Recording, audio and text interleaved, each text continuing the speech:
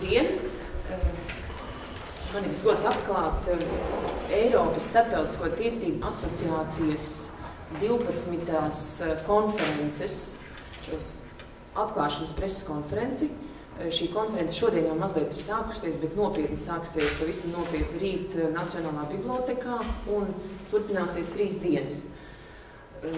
Šīs konferences galvenās tēmas ir starptautisko tiesību lomas un sistēmas apspriešana, kā tās darbojas krīzes apstākļos un vai tās pašas nepiedzīvo krīzes. Tātad temats ir neapšaubām ļoti aktuāls, tas visiem skaidrs. Un tas, vai izdosies vai neizdosies, un ko šī konference arī pati kā pasākums nozīmē Rīgai un Latvijas juridiskai sabiedrībai, to mēs šodien pastāstīsim šajā preses konferencē. Bet kā pirmiem vārdus gribētu dot, tātad šo pasākumu lielo konferenci rīko Rīgas juridiskā augstskola sadarbībā ar Satversmes tiesu, un tādēļ likumsakarīgi, ka atklāšanas vārdus šai preses konferencē teiks Rīgas juridiskās augstskolas rektors, Professors George Ulrich kungs. So I would like to ask you to say some words. Thank you, Tina. Distinguished colleagues, members of the press, ladies and gentlemen, I am very pleased to welcome everyone today to the press conference, which is really in a sense the kickoff of the 12th annual ESIL conference, a conference of the European Society of International Law, devoted to an examination of the theme, how international law works in times of crisis. We started the preparations of this massive event almost 2 years ago, and came to an agreement about the focus of the conference. At the time, I'm not sure we realized just how important and how topical the conference theme would be. It's all about framing perspectives on the challenges facing the international community in the perspective of international law, how to mobilize international law to tackle the problems that face the international community in areas of financial crisis in relation to refugee and migration crises, issues concerning the European political integrity and cohesion, issues concerning security and state sovereignty, and so on and so forth. We've been really impressed by the interest in the conference. There's some 420 distinguished participants who are joining us in Riga in the coming days. Eminent scholars and experts in various areas, legal practitioners, and not least also state representatives and government officials coming to share experience and help to identify new approaches to the issues confronting us.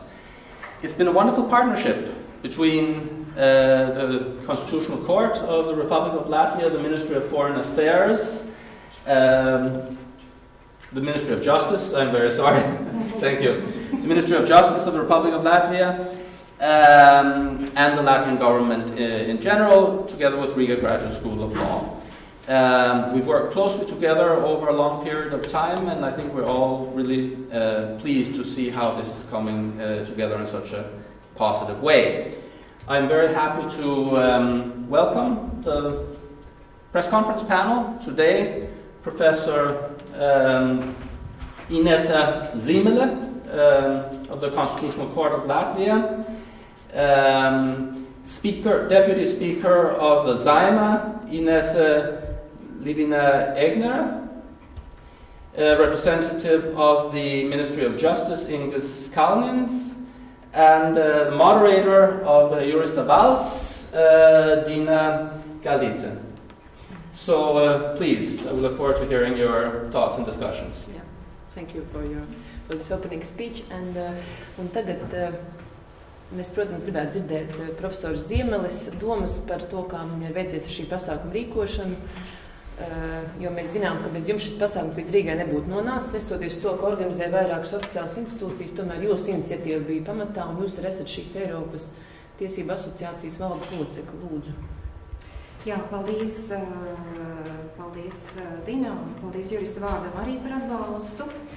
Un paldies arī kolēģiem, gan Ingusam Kalniņam, kurš ir valdības darba grupas vadītājs, jo tātad kad es nācu ar šo ideju, tad jāsaka, ne tikai Rīgas juridiskā augstskola un Satversmes tiesa atsaucās, bet arī ir atsaukušies faktiski jau kādām 3 ministru prezidenti, sākot ar Valdu Dombrovski, kur laikā izveidoja valdības darba grupu, un Strājumas kundzi, un arī Kučīnska kungu. Tātad kopumā gan tas, ka Latvijā sabrauktu tik milzīgs skaits juristu, atzītu un pieredzējuši juristu, un arī tēmas ir uzrunājušas arī Latvijas valsts konstitucionālo orgānu pārstāvjus. Tātad Eiropas Starptautisko tiesību asociācija, kuras valdes loceklis bija no tās dibināšanas sākuma 2004. gadā, un es šogad nolieku savas pilnvaras ar šo pasākumu Rīgā, Latvijā, ir kļuvusi par tādu ļoti būtisku fórumu Eiropā, kas ikgadēji savāc tajā vienā reizē gadā, tādu tiešām tādu mega diskusiju par aktuālām tēmām. Un runāt par krīzi un starptautiskajām tiesībām, tā tiešām bija mana doma, kuras piedāvāja valdei. Un tāpēc mēs šeit arī esam ar šo tēmu, un tiešām, kā manuprāt, bet es dzirdēsim arī, ko kolēģi saka, šī ir īstais laiks un arī īstā vieta runāt gan par teritoriāliem apdraudējumiem, gan par migrācijas krīzi, patvērumu meklētājiem, gan arī par ekonomikas dzīvīgumu vai nē. Un visu to, kas notiek gan jūrās un okeānos, gan ar klimatu, tātad to izaicinājumu saraksts, viņš ir ļoti plašs, un konferences programma ir uz 13 lapām. Tātad iedomājieties, ka visus šos jautājumus mēs mēģināsim vismaz kaut kādā veidā arī Rīgā pacelt. Otrs aspekts ir, ka es domāju, mēs Latvijā visi tā padomājot piekritīsim, ka globālie izaicinājumi ir tiešām nonākuši līdz mūsu katra durvīm Latvijā, lai arī mums liekas, ka Latvija ir tā maliņā un ka mēs dzīvojam katrs, teiksim, savā mājā mierīgi, bet mēs tikpat labi klausīties ziņas saprotam, ka virkne no visiem šiem izaicinājumiem, par kuriem konferencē tiks runāts, ir arī kļuvusi par mūsu ikdienu būtībā. Tas tikai apliecina to, ka Latvija ir pasaules sastāvdaļa, ka mums ir būtiski domāt par globalizācijas procesiem un kā tiesiski viņi tiek regulēti, stūrēti un kādi risinājumi tiek piedāvāti. Ja. Tātad pēdējais panelis, kuru programmā mēs iekļāvām, jo Eiropas Starptautisko tiesību asociācijai ir tāda prakse, ka ir viens panelis brīvs līdz pēdējiem brīdiem, lai ieliktu aktualitāti. Šoreiz tātad mūsu programmā mēs iekļāvām terorismu izaicinājumus un Eiropas Savienības darbu pie jaunās direktīvas šajā jautājumā. Un šo paneli vadīs mūsu pašu eksperts, tātad valsts prezidenta padomnieks nacionālās drošības jautājumos Jānis Kažociņš, un arī tas panelis būs izcils un ļoti interesants. Ja? Tātad terorisms, nevienlīdzība, nabadzība, pārvaldības problēmas, tas viss faktiski mūs skar reāli, mums par to ir jāsatraucās, jādomā, un juristiem ir savi pienākumi arī, teiksim, attiecībā uz šo jautājumu risināšanu. Tas ir tas, par ko konferencē redzēs, cik tālu mēs aiziesim līdz tai analīzē par mehānismiem un risinājumiem šīm problēmām. Paldies. Nākamo jautājumu uzdošu Saeimas priekšsēdētājas biedrēs Inesē Libņa-Egnerei, vai šis pasākums Latvijas politikas dienas kārtībā kaut ko jaunu ienesīs, vai Latvijas politiķiem būs ko pasmelties no šīs konferences? Es domāju, daudz plašāk. Politiķi varbūt tikai viena no mērķa auditorijām, ar kuru šādu konference nevien var, bet noteikti arī uzrunās, un nevelti arī līdzorganizatori ir gan ārlietu ministrija, gan tieslietu ministrija, un kā Ziemeles kundze norādīja, šis sagatavošanas darbs vairāku valdību garumā ir norisinājies līdz šim.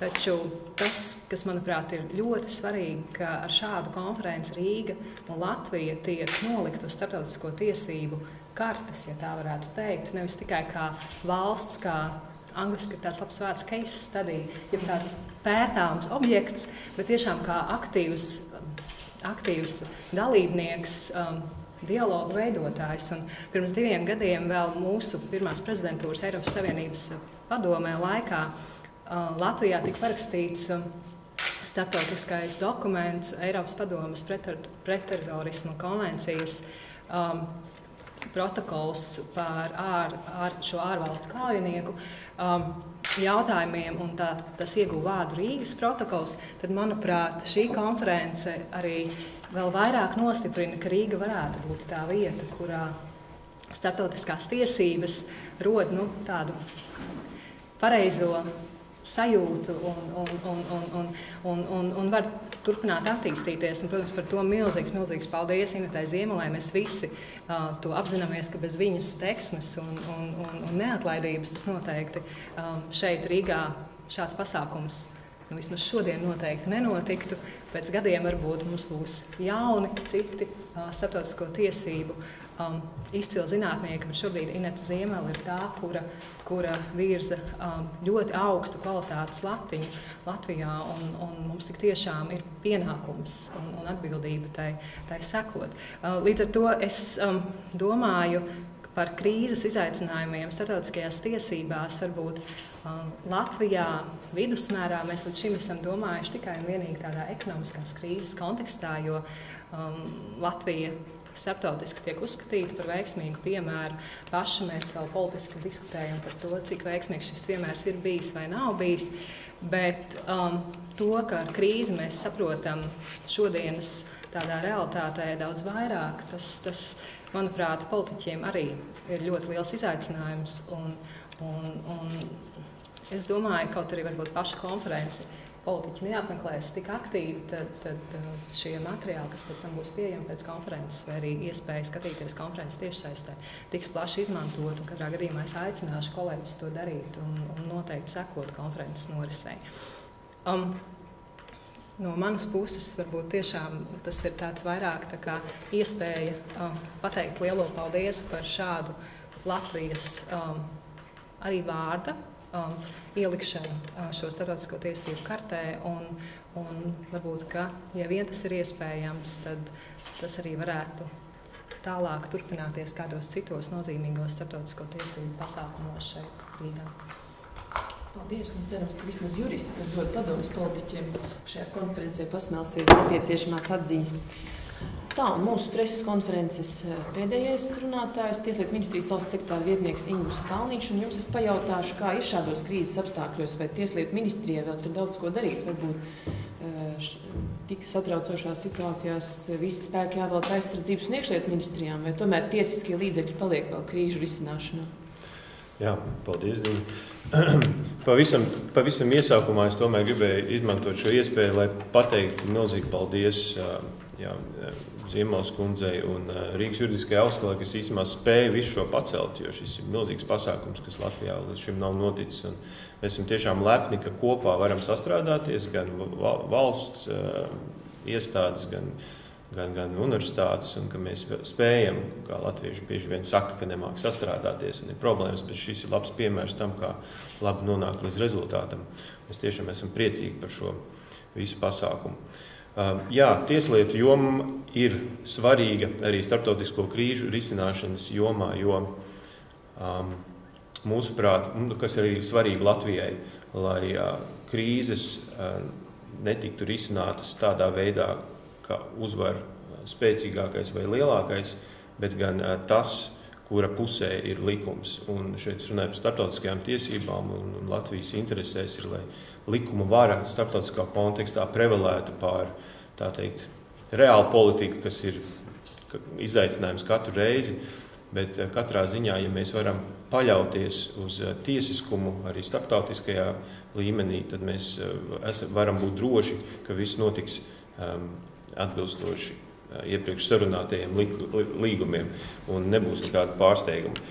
Varbūt, kad pavisam īsi iezīmēt Latvijas lomu starptautisko krīžu risināšanā, tad skaidrs, ka, ja krīzes tā var iedalīt, tad ir tāda Preventīvie pasākumi, lai novērstu krīzes, ir pasākumi, kas notiek krīžu tieši notikumu brīdī, un tad trešais elements, kas notiek pēc krīzes ar domu, kā lai novērstu tādu pašu krīžu atkārtošanos nākotnē. Un Latvijas iesaisti ir bijusi gan attiecībā uz militārām krīzēm, gan uz ekonomiskām, gan arī uz dabas radītājām krīzēm. Un varētu izdalīt divus elementus.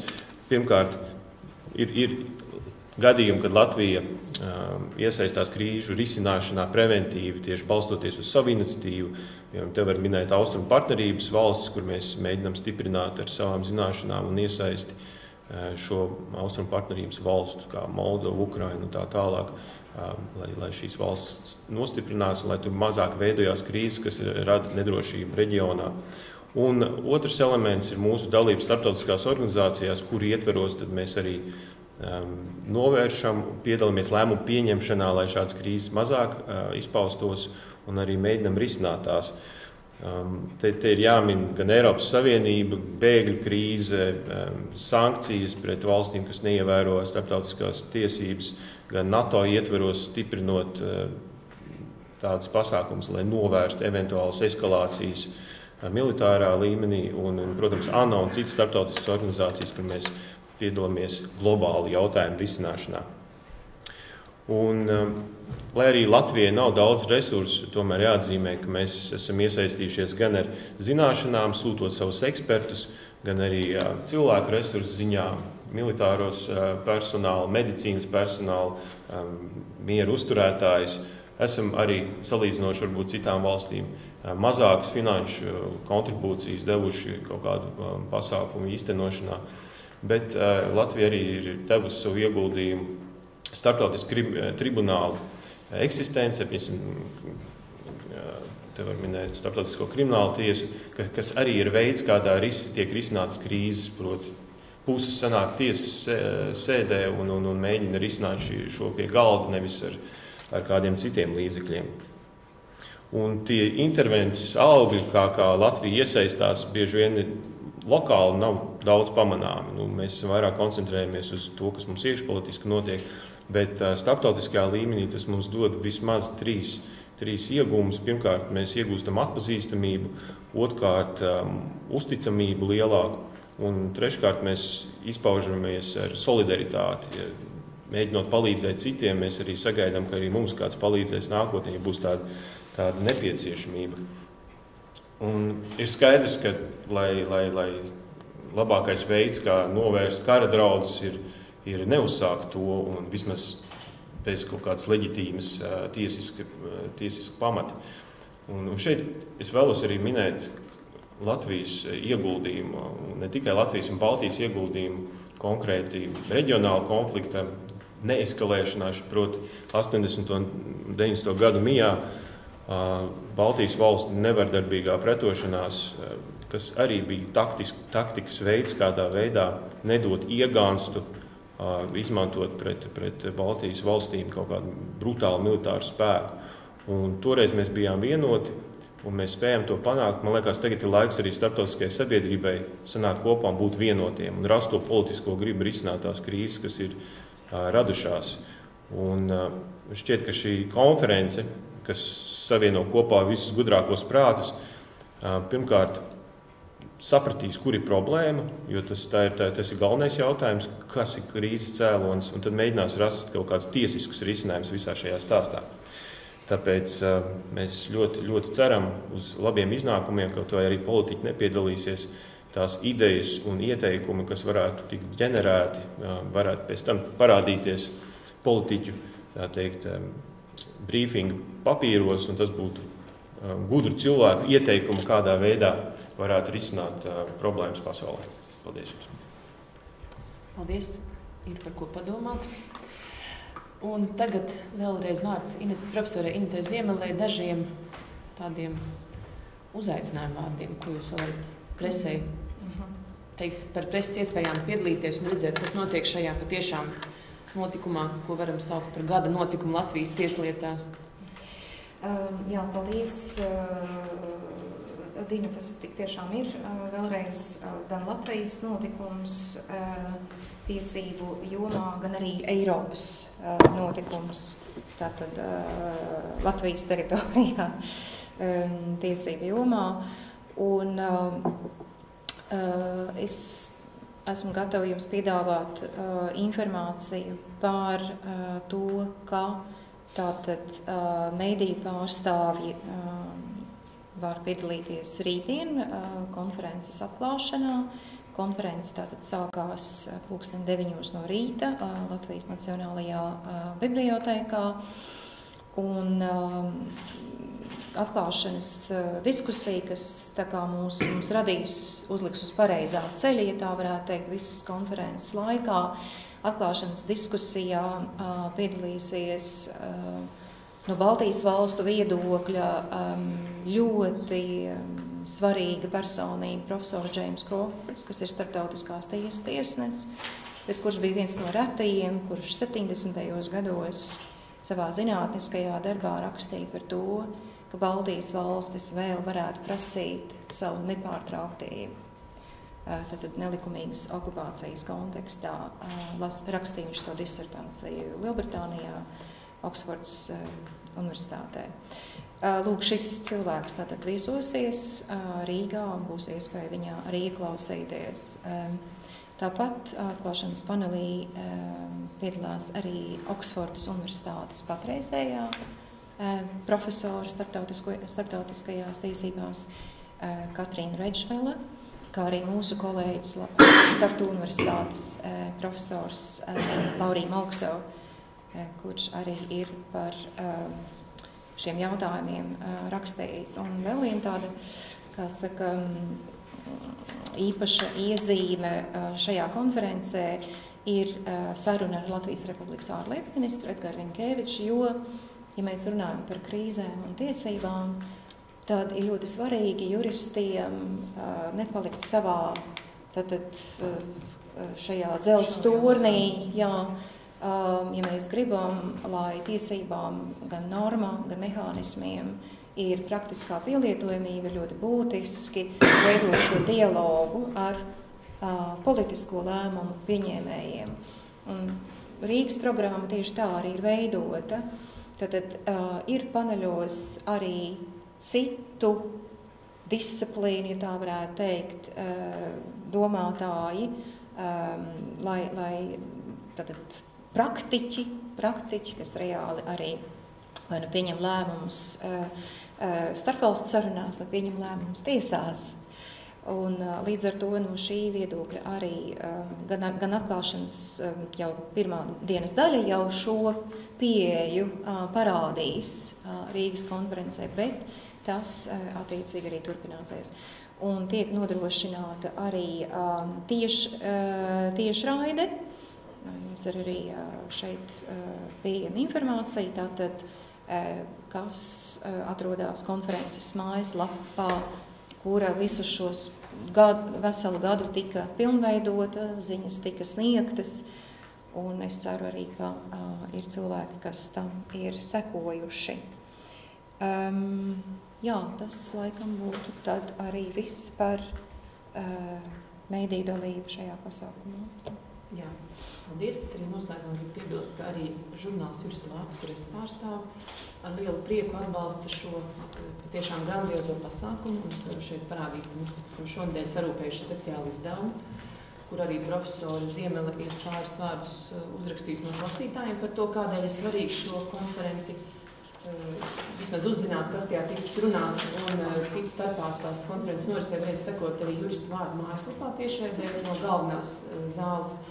Un par dažiem starptautisko tiesību jautājumiem, kas ir šķituši svarīgi šobrīd Tieslietu ministrijas un Latvijas universitātes cilvēkiem arī šajā žurnālā ir rakstīts tā, ka te ir tāda lasām vēl tajiem brīžiem, kad konferencē iestājas kafijas pauze un tiešraidē nav ko redzēt. Tālūk, labi, ja kādam ir jautājumi, lūdzu, šeit ir īstais brīdis. Tā, ja jautājumu nav, tad es atļaušos noslēgt šo te preses konferenci, kas ir uzskatām par ievadu starptautisko tiesību konferencē 3 dienu garumā par noslēgtu un gribētu arī izteikt cerīgu vēlējumu, ka konferences sasniegs izvirzītos mērķus, noskaidros atbildes uz šiem jautājumiem, vai starptautiskās tiesības ir spējīgas darboties patiešām satricinājuma apstākļos. Un otrs, man lielākā vēlēšanās būtu, lai šis secinājums būtu jā, ka spēj darboties. Tas ir jā. Un patiešām, ka nav taisnība Ciceronam, ka tad, kad ieroči runā, tad tiesības klusē, bet ka 2000 gadu ir mainījusies situācija un ka likumi saglabā runas spējas arī krīzes laikā. Labi, paldies. Paldies jums visiem.